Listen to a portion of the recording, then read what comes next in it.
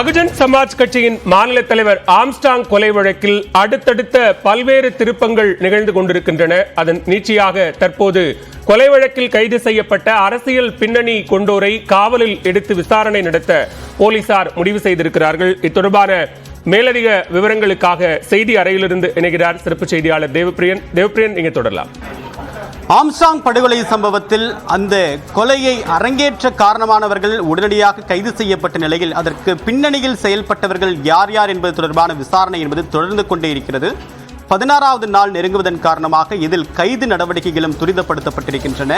பழிக்கு பழி கொலை நடக்குமோ என்ற ஒரு முன்னெச்சரிக்கை நடவடிக்கையாக உளவுத்துறை அதிகாரிகள் இந்த சதி பின்னலை அது கடந்து வந்த பாதையை தொடர்ந்து அவர்கள் ஃபாலோ செய்து செல்கிறார்கள். இந்த நிலையில் இந்த விவகாரத்தில் நேற்றைய தினம் கைது செய்யப்பட்ட 3 பேரை காவல் எடுத்து விசாரிப்பதற்கு காவல்துறை அதிகாரிகள் முயற்சி மேற்கொண்டு வருகிறார்கள். தொடர்பான விவரங்களோடு நிகரான கோகுல், இந்த அவர்களை 3 பேரையும் காவல் எடுத்து விசாரிப்பதற்கான காரணம் என்ன? எது போன்ற விசாரணை அவரிடம் மேற்கொள்ள வேண்டிய கட்டாயம் இப்ப ஏற்பட்டிருக்கு?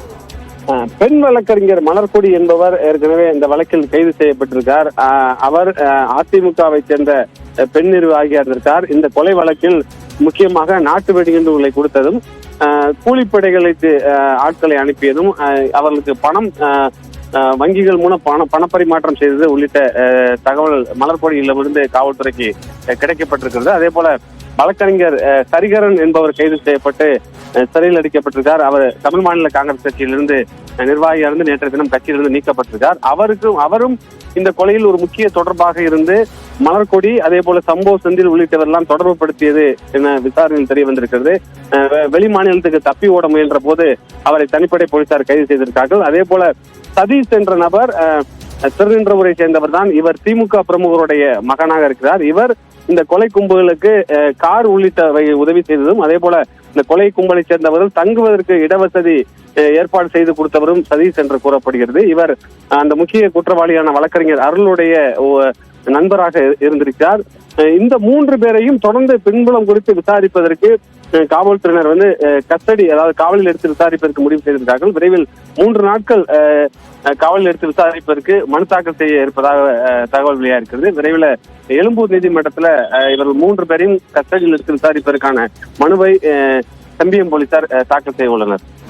உங்களோட தகவலுக்கு நன்றி கோகுல். நீங்க தொடர்ந்து இழைப்பெறுங்க. அடுத்ததாக முன்னாள் டிஜிபி திரு ரவி நம்முடன் இணைகிறார். அவரை வரவேற்கலாம். சார் வணக்கம்.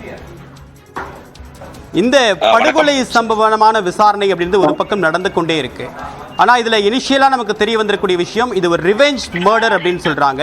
வட சென்னையில ரிவெஞ்ச் மர்டர் அப்படின்றது எந்த அளவுக்கு ஆழமா புரையோடி போயிருக்கு, இதை கட்டுப்படுத்துவதற்கு எது மாதிரியான சவால் எல்லாம் காவல்துறை இருக்கு? உங்க அனுபவத்துல இருந்து இதுல இந்த மாதிரி ரிவெஞ்ச் மர்டர் நீங்க எப்படி பாக்குறீங்க? சரி, இது வட சென்னையில இந்த மாதிரி ரிவெஞ்ச் மர்டர் நடக்குன்னு சொல்ல முடியாது. ரிவெஞ்ச் மர்டர் அப்படிங்கிறது உலகம் முழுவதும் நடக்குது. இப்ப தமிழ்நாட்டு எடுத்துட்டீங்கன்னாலும் பல பகுதிகளில் ஏற்கனவே இந்த பழிக்கு பழி வாங்குகின்ற ஒரு கொலை சம்பவங்கள்லாம் நடந்திருக்கு. உங்களுக்கு எல்லாம் தெரியும். பசுபதி பாண்டியன், வெங்கடேச பண்ணையார், சுபாஷ் பண்ணையார், இந்த மாதிரி எல்லாம் தெற்கு மாவட்டங்கள்ல முதல்ல அதிகமாக இருந்தது பழிக்கு பழி. அது வட சென்னையை பொறுத்தவரை உங்களுக்கு பொருளாதாரத்துல குறைவான ஒரு இடமா இருக்கு. அதாவது பொருளாதாரம், வேலை வாய்ப்பு, அதனால அங்க இருக்கிற இளைஞர்கள் இது ஈஸியாக ஒரு தொழிலா எடுத்துக்கிறாங்க இந்த மாதிரி அடிதடி வழக்குகள்ல. நான் ஜாயிண்ட் கமிஷனரா 2006-07 இருந்தப்போ அப்பவும் பல பிரச்சனைகள் இருந்தது. அதை நாங்க அப்பொழுதே தீர்ப்பதற்கு பல்வேறு நடவடிக்கைகள் எடுத்துட்டு இருந்தோம். இப்ப குறைஞ்சிருக்கு. பல கடந்த காலங்களை ஒப்பிடுகையில இப்ப அங்க ரவுடிசம், மர்டர்ஸ் இதெல்லாமே குறைஞ்சிட்டு இருந்திருக்கு. நீங்க புள்ளிவரங்கள் எடுத்து பாத்தீங்கன்னா தெரியும். அதே போல என்கவுண்டர்ஸ் அப்படிங்கறதும் முதல்லயும் நடந்திருக்கு. அது எல்லா காலகட்டங்களையும் நடந்துட்டு தான் வருது. அது பொதுமக்களுடைய அந்த கருத்துக்களை வச்சுதான் அந்த மாதிரி என்கவுண்டர் நிகழ்ச்சிகள் இருந்திருக்கு. இந்த பழிக்கு பழி வாங்கல் எப்பவுமே யாரு பண்றதுன்னு கேட்டீங்கன்னா, இறந்து போன நபரனுடைய உறவினர்கள், குறிப்பிடும்படியாக சகோதரர்கள், இல்லைன்னா மனைவி, கணவர், இப்படின்னு பல்வேறு இதுல நடந்திருக்கு. ஒரு நார்த் இந்தியால ஒரு கேஸ் ஒரு அப்பாவை கொன்றாங்க. அப்ப பையன் ஒரு 4 வயசு, இவன் 21 வயசுல தன்னுடைய அப்பாவை கொலை பண்ணவன கொலை பண்ணிருக்கலாம். இதுல இருந்து என்ன தெரியுதுன்னா அந்த மைண்ட் செட், அதாவது வந்து ஒரு மென்டல் ஹெல்த்னு சொல்லுவாங்க இல்லைங்களா, இதெல்லாம் வந்து ஒரு குறைவா இருக்கிறது, இளைஞர்கள் வந்து ஒரு தவறான பாதைக்கு வழிகாட்டு செல்ற குரூப், அப்புறம் அந்த மாதிரி ட்ரக் அபியூஸ், இந்த மாதிரி எல்லாம் இருக்கிறவங்க தான் இந்த மாதிரி வேலைகளில் ஈடுபடுறாங்க. இப்போ செம்பியம் காவல்துறையினர் வந்து இந்த வழக்கை வந்து விசாரணை பண்ணிட்டு வர்றாங்க. தனிப்படையும் அமைக்கப்பட்டிருக்கிறது. இதுல 11 அக்யூஸ்டும் முதல்ல அரெஸ்ட் பண்ணி இப்ப ஒரு 4 நபர்களை வந்து கைது செஞ்சிருக்காங்க. அதுல ஒரு பெண் அப்படின்னு சொல்லி எல்லாம் வந்திருக்கு செய்தியில.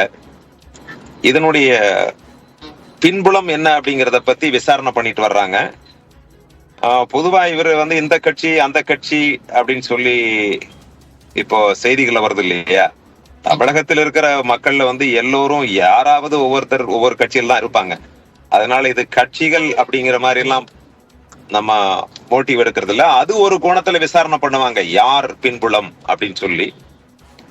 இது இப்போ இதுவரையிலும் கொண்டுள்ள இதுவரையிலும் நடந்த விசாரணையை வச்சு தெரியுது என்னன்னா, இது வந்து ஒரு ரிவெஞ்ச் மர்டர் மாதிரி தான் தெரியுது. அதுதான் காவல்துறையினுடைய செய்தி குறிப்பு மட்டும். அந்த வீடியோ எல்லாம் ரிலீஸ் பண்ணதை பாத்தீங்கன்னா இது வந்து ஒரு ப்ரீ பிளான்டு மர்டர். பல மாதங்களாக வந்து கண்காணிச்சுட்டு இத செஞ்சிருக்காங்க, அரங்கேற்றி இருக்கின்றார்கள் இந்த கொலையை. அதுவும் ஆம்ஸ்ட்ராங் வந்து பிஎஸ்பியினுடைய மாநில தலைவர் அப்படிங்கிறதுனால இது வந்து ஒரு சென்சேஷனல் மர்டர் மாதிரி இருக்கு. அது இல்லாம வந்து இப்போ மீடியா ஊடகங்கள் வந்து இத பெரிய லெவல்ல ப்ரீ பிளான்ட் மர்டர் அப்படின்னு நீங்க சொல்றீங்க. ஒரு இவ்வளவு பெரிய நெட்வொர்க் இதுக்கு பின்னணியில் செயல்பட்டிருக்கிறது முதற்கட்ட விசாரணையில் ஓரளவுக்கு தெரிய வந்திருக்கு நமக்கு. இது எப்படி ஒரு ஆர்கனைஸ்டு கிரைம் அப்படின்றது காவல்துறையுடைய கண்காணிப்பு மீறி எவ்வளவு என்கிரிப்டடா இருந்திருக்கு? இதுல என்ன சவால் இருக்கும் காவல்துறை இந்த மாதிரியான ஒரு இன்டெலிஜென்ஸை கேதர் பண்றதுல? காவல்துறைக்கு வந்து மிகப்பெரிய சவாலுங்க. தமிழ்நாட்டுல வந்து 1,10,000 காவல்துறையினர் தான் இருக்கிறாங்க மொத்தமே. இதுல வந்து நம்முடைய மக்கள் வந்து மக்கள் தொகை எவ்வளவு இருக்கு, எவ்வளவு பிரச்சனைகள், இது மாதிரியான ஆமா இந்த மாதிரியான கொலைகளை வந்து ஒவ்வொன்றையும் வந்து தடுத்துட்டு இருக்கவே முடியாது. நீங்க எவ்வளவு முயற்சி செய்ய முடியுமோ அவ்வளவு முயற்சி செய்வாங்க. காவல்துறையினர் வந்து ஒரு அமைதி நிலை வேண்டுங்கிறது தான் அவங்களுடைய அப்ஜெக்டிவ். இந்த மாதிரி கொலைகள் நடந்ததுன்னா யாருக்கு கெட்ட பேர் வரும்? முதலாவதாக குறை சொல்வது யாருன்னா காவல்துறையினர் தான் குறை சொல்லுவாங்க. அதனால இந்த மாதிரி சம்பவங்களே நடக்க கூடாதுங்கிறதுனாலதான் ஒவ்வொருத்தரும் அவ்வப்பொழுது பல்வேறு ரெய்டு, கண்ணுங்கிறது மாதிரி ரவுடி லிஸ்ட் இதெல்லாம் பண்றது. அதனால வந்து காவல்துறையினுடைய அசட்டையால் இது வந்து நடந்ததுன்னெல்லாம் சொல்லவே முடியாது. நீங்க பாருங்க, இப்ப அமெரிக்காவில் இல்லாத ஒரு பாதுகாப்பா, அமெரிக்காவில் வந்து ஒரு சீக்ரெட் சர்வீஸ் வந்து இந்த குடியரசுத் தலைவருக்கு இது கொடுக்குறாங்க ப்ரொடெக்ஷன். அப்படி இருக்கிறப்ப டொனால்ட் ட்ரம்ப் வந்து ஒரு 20 வயது மதிக்கத்தக்க அந்த குரூக்ஸ் அப்படிங்கிற ஒரு நபர் சுடுறதுக்கு முயற்சி பண்ணி அதிர்ஷ்டவசமாக உயிர் தப்பினார். இதனால வந்து இதெல்லாம் வந்து ஒரு சம்பவம், அது எப்படி வேணாலும் நடக்கலாம். இப்ப வந்து அங்க அதை அரசியல் வந்து ஆக்கக்கூடாது யாருமே எப்பொழுதுமே. அதனுடைய பின்னணி என்ன அப்படிங்கிறதுக்கு காவல்துறைக்கு ஒரு கால அவகாசம் கொடுக்கணுங்க. யாருக்குமே வந்து ஒரு டைம் கொடுக்கணும். உடனடியாக வந்து மேஜிக் புல்லட்டோ சில்வர் புல்லட்டோ இல்ல சால்வ் பண்றதுக்கு உடனடியா ஒரு 4 நாள்ல எல்லாத்தையுமே கண்டுபிடிக்க முடியுமா? இவன் வந்து பல மாதங்களாக திட்டமிட்டு பண்ணிருக்கிற ஒரு செயலுக்கு 4-5 நாள்ல வந்து போலீஸ் வந்து கண்டுபிடிக்க முடியாது எதையுமே. புலன் விசாரணையில பல்வேறு ஃபோரன்சிக்ஸ் இருக்கு, சயின்டிபிக் எவிடன்ஸ், போன் அனலைஸ் பண்ணணும், யார் யாரை கான்டாக்ட் பண்ணணும் அப்படிங்கிறது தெரியணும். இதெல்லாம் தெரிஞ்சு வச்சுட்டு தான் நம்ம வந்து ஒரு முடிவுக்கு வர முடியும். அதற்கு முன்னாடி பல்வேறு யூகங்கள் வந்து பத்திரிகையில் எழுப்பப்படும், பல்வேறு கட்சியினுடைய தலைவர்கள் எழுப்புவார்கள். ஆனால் என்னை பொறுத்தவரை நான் வந்து என்னுடைய அனுபவத்துல சொல்றது, ஒரு சென்சேஷனல் மர்டர் நடக்கிறப்போ காவல்துறையை பொறுத்தளவுல ப்ரொஃபஷனலா நம்ம இன்வெஸ்டிகேட் பண்ணிட்டே போகணும். பல நபர்கள் பல கருத்துக்களை சொல்வார்கள், பல்வேறு நபர்கள் விமர்சிப்பார்கள். நம்ம பொறுத்தளவு பப்ளிக் ஒப்பீனியன் வந்து ப்ளீஸ் பண்றதுக்காகவோ அல்லது பொதுமக்களுடைய கருத்துக்கள் ஒரு மாதிரி இருக்கலாம், அந்த கருத்துக்களை நோக்கி அவர்களை வந்து ஒரு மகிழ்ப்பதற்காகவோ அல்லது அவங்களை வந்து ஒரு திருப்திப்படுத்துவதற்காகவோ நம்ம எந்த செயலுமே செய்யக்கூடாது. நம்முடைய இன்வெஸ்டிகேஷன் வந்து ப்ரொஃபஷனல் இன்வெஸ்டிகேஷன், அவ்வளவுதான். யார் வேணாலும் என்ன வேணாலும் சொல்லுவாங்க, நீங்க நல்லா இன்வெஸ்டிகேட் பண்ணாலும் அதை கிரிட்டிசைஸ் பண்ணுவாங்க. அதனால அதை பத்தியெல்லாம் இல்லாம police is doing professional investigation அப்படின்னு தான் நான் நினைக்கிறேன். அவங்க நல்லா பண்ணிட்டு இருக்காங்க இதுவரையிலும். காவல்துறைய விசாரணை வந்து ஒரு பக்கம் நீண்டு கொண்டே இருக்கிறது. அதே நேரத்தில் இதில் இருக்கக்கூடிய முடிச்சுகளை அவிழ்க்கக்கூடிய பணியில காவல்துறை ரொம்ப தீவிரமாக இருக்காங்க. உங்களுடைய அனுபவத்திலிருந்து நிறைய ஆழமான பார்வை எங்களோட பயந்துட்டு இருக்கீங்க. தொடர்ந்து இணைப்பிருங்க திரு ரவி. ஒரு அடுத்ததாக நம்முடைய நெறியாளர் பாலுவேல் சக்கரவர்த்தி தொடர்வார். தலைமைச் செயலகத்திலிருந்து வீடு திரும்பும் வழியில் தேனாம்பேட்டையில் உள்ள அம்மா உணவகத்தில் முதலமைச்சர் மு க ஸ்டாலின் திடீர் ஆய்வு மேற்கொண்டார். இது தொடர்பான கூடுதல் விவரங்களோடு இணைகிறார் சிறப்பு செய்தியாளர் அபினேஷ். அபினேஷ், விவரங்களை பதிவு செய்யலாம். அம்மா உணவகத்தில் முதலமைச்சர் மேற்கொண்ட ஆய்வு தொடர்பாக. பாலவேல், முதலமைச்சர் மு க ஸ்டாலின் இந்த தலைமைச் செயலகத்துல வந்து பல்வேறு அலுவல்களை பார்த்தார். குறிப்பாக ஒரு 3 துறைகளின் சார்பாக நடைபெற்று முடிந்த நிகழ்வுகள்லாம் வந்து காணொலி காட்சி மூலமாக தொடங்கி வைத்தார். அதனை முடித்துக் கொண்டு தன்னுடைய சித்தரஞ்சன் சாலை இல்லத்திற்கு திரும்பும் வழியில் தேனாம்பேட்டையில் உள்ள அம்மா உணவகத்தில் திடீரென அவர் ஆய்வு மேற்கொண்டார். சென்னை பெருநகர மாநகராட்சி ஆணையராக புதிதாக பொறுப்பேற்றுக் கொண்ட குமரகுருபரன் அந்த திடீர் ஆய்வுல உடனிருந்தார். அவர் நேரடியாக அந்த உணவு தயாரிக்கக்கூடிய கூடம், அதே போல அங்கு உணவு